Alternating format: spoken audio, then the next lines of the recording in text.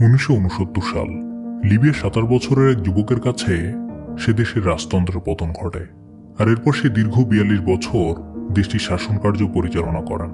একটি যাযাবর বেদুইন পরিবারে জন্মগ্রহণ করা এই যুবকের নাম মুয়াম্মার গাদ্দাফি।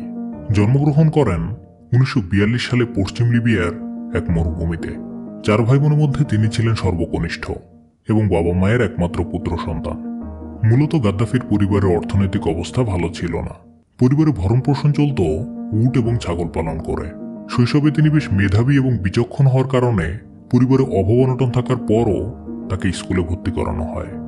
স্কুলে পড়ার সময় মিশরের তৎকালীন প্রেসিডেন্ট জামাল আবদেল নাসের তার কাছে একজন আদর্শ হিসাবে পরিণত হয়।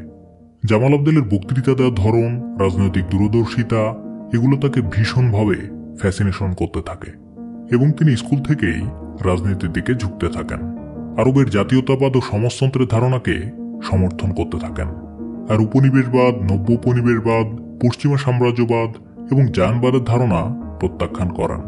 তাছাড়া তিনি স্কুলে পড়া অবস্থাতেই ইহুদি এবং ইসরায়েল বিরোধী ছাত্র সংগঠন গড়ে তোলেন, আর এগুলো করতে যেয়ে তার পড়াশোনার অবস্থা ভীষণভাবে খারাপের দিকে যেতে থাকে। তবে পরবর্তীতে পুনরায় পড়াশোনায় মনোনিবেশ করেন এবং 1963 সালে লিবিয়া বিশ্ববিদ্যালয় থেকে গ্রাজুয়েশন সম্পূর্ণ করেন। একই বছর তিনি সেনাবাহিনীতে যোগদান করেন এবং রয়্যাল মিলিটারি একাডেমিতে প্রশিক্ষণ শুরু করেন। সামরিক বাহিনীতে কাজ করার সময় তিনি ফ্রি অফিসার্স মুভমেন্ট নাম করে একটি বিপ্লবী দল গঠন করতে শুরু করেন। 1951 সালে ইতালির কাছ থেকে স্বাধীনতা লাভের পর থেকে লিবিয়া শাসন করে চলছিলেন রাজা ইদ্রিস।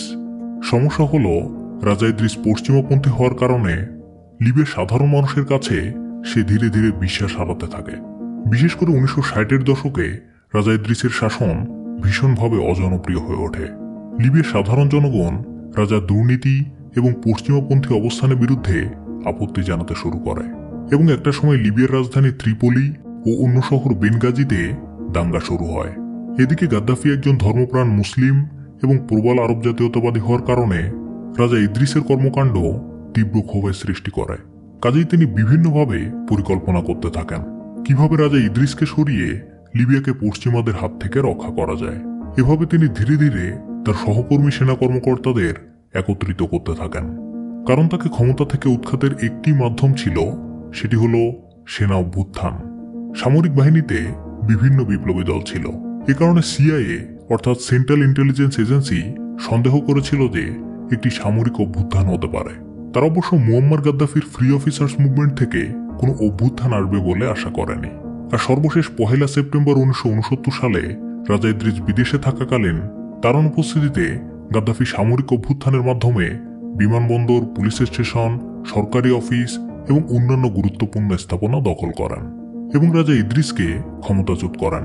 আর এখানেই লিবিয়ার রাজতন্ত্রের সমাপ্ত ঘোষণা করা হয়। এরপর গাদ্দাফিকে সশস্ত্র বাহিনীর প্রধান কমান্ডার এবং লিবিয়ার নতুন গভর্নিং বডির বিপ্লবী কমান্ড কাউন্সিলের চেয়ারম্যান মনোনীত করা হয়।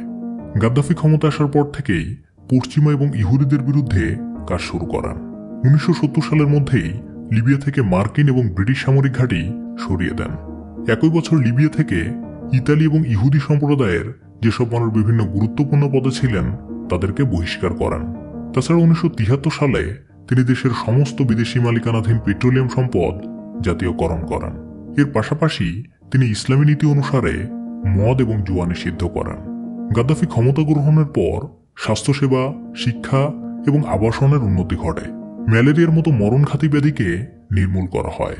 বয়স্ক সাক্ষরতা কর্মসূচি এবং বিনামূল্যে শিক্ষার পাশাপাশি বাধ্যতামূলক শিক্ষা বাস্তবায়িত করা হয়। তার এই কার্যক্রমগুলো লিবিয়ার জনগণের কাছে তাকে ভীষণ জনপ্রিয় করে তোলে। 1979 সালের মধ্যে লিবিয়ার মাথাপিছু আয় ইতালি এবং যুক্তরাজ্যের মতো শিল্পোন্নত দেশগুলোকে অতিক্রম করে। গাদ্দাফি সবসময় ইসরায়েল বিরোধী ছিলেন, বিশেষ করে মিশর ইসরায়েল শান্তি প্রক্রিয়া প্রত্যাখ্যান করায় আরব বিশ্বের মধ্যে একজন নেতৃস্থানীয় ব্যক্তিতে পরিণত হন। তাছাড়া তিনি সামরিক সাহসিকতার জন্য খ্যাতি অর্জন করতে থাকেন, আর এগুলো যখন দিন দিন বাড়তেই থাকে তখন তিনি পশ্চিমাদের রোষানলের শিকার হন। তাছাড়া 1980-এর দশকের শেষের দিকে লিবিয়ায় অর্থনৈতিক মন্দা দেখা দেয়, কারণ তেলের দাম কমে যায় এবং রাজস্ব হ্রাস পায়। এর পাশাপাশি আরও একটি সমস্যা দেখা দেয়, সেটি হলো রেভলিউশনারি কমিটির আর্মি অফিসারদের সঙ্গে। প্রকৃতপক্ষে গাদ্দাফি দেশের শাসনভার গ্রহণের পর তেমন কোনো ক্ষমতায় প্রদান করেনি তাদের, যার ফলে একসময় তার অবহেলার সহ্য করতে না পেরে অভ্যুত্থানের সময় সঙ্গে থাকা সেই সামরিক কর্মকর্তারাই তার বিরোধিতা করতে শুরু করে। তাছাড়া গাদ্দাফির বিরুদ্ধে আন্তর্জাতিক পর্যায়ে কিছু অভিযোগ তোলা হয়, যার মধ্যে মার্কিন যুক্তরাষ্ট্রের ব্ল্যাক প্যান্থার্স নামে বিপ্লবী গোষ্ঠীকে গাদ্দাফি কর্তৃক অর্থনৈতিক সহায়তা প্রদান এবং তার সরকার ফিলিস্তিন ও অন্যান্য আরব দেশের সমন্বয়ে গঠিত একটি সংগঠন ইউরোপে বেশ কয়েকটি সন্ত্রাসী ঘটনার সাথে জড়িত ছিল এবং যুক্তরাষ্ট্র সাবেক প্রেসিডেন্ট রোনাল্ড রিগানকে হত্যার প্রচেষ্টার সাথে সংযোগের অনেক অভিযোগ ছুড়ে দেয় গাদ্দাফির দিকে, যদিও এই অভিযোগগুলির কোনোটি সন্দেহের বাইরে প্রমাণিত হয়নি। আর এসব অভিযোগ বা কর্মকাণ্ড তাকে মার্কিন সরকারের সাথে ক্রমান্বয়ে দ্বন্দ্বের সৃষ্টি করতে থাকে এবং 1986 সালে বার্লিনে একটি ডিস্কোতে বোমা হামলার জন্য মার্কিন যুক্তরাষ্ট্র লিবিয়ায় বিমান হামলা চালায়। এতে করে গাদ্দাফির দত্তক কন্যা সহ 100-রও বেশি লোক নিহত হয়। এভাবে ক্রমান্বয়ে গাদ্দাফির উপর অভিযোগ একটার পর একটা আসতেই থাকে এবং নিজ দেশে তার বিরুদ্ধে বিদ্রোহ বাড়তে থাকে। আর সর্বশেষ 2011 সালের ফেব্রুয়ারিতে পশ্চিমা শক্তিবর্গের মদদে লিবিয়ায় গাদ্দাফির বিরুদ্ধে তীব্র বিদ্রোহ শুরু হয়। দীর্ঘ 42 বছর ধরে যে লিবিয়া শাসন করে যাচ্ছে তার বুদ্ধিমত্তা, শক্তি, সামর্থ্য যে কম নয় সেটি প্রমাণ করে যাচ্ছিলেন মুয়াম্মার গাদ্দাফি। সমস্যা হলো, যখন বিদ্রোহীরা পরাজয়ের মুখে সে সময় লিবিয়ায় সরাসরি হামলা চালায় ফ্রান্স, ব্রিটেন, ইতালি এবং যুক্তরাষ্ট্রের অংশগ্রহণে ন্যাটো নেতৃত্বাধীন কোয়ালিশন বাহিনী। এরপর গাদ্দাফির বাহিনী দুর্বল হতে শুরু করে আর সর্বশেষ 20 অক্টোবর 2011 সালে লিবিয়ার সিরোতে বিদ্রোহী বাহিনী মুয়াম্মার গাদ্দাফিকে হত্যা করে। তবে গাদ্দাফিকে হত্যার পর তার বিরুদ্ধে যারা বিরোধিতা করেছিল ধীরে ধীরে তারা বুঝতে পেরেছিল যে প্রকৃত অর্থে তারা পশ্চিমাদের ষড়যন্ত্রের শিকার হয়েছিল, যেমনটা করা হয়েছিল ইরাকিদের সাথে। প্রেসিডেন্ট সাদ্দাম হোসেনকে বিভিন্ন কৌশলে ক্ষমতা থেকে সরিয়ে ফাঁসি দেওয়ার মধ্য দিয়ে। তো এই ছিল আজকের ভিডিও।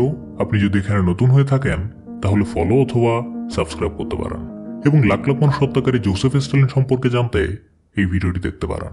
ধন্যবাদ।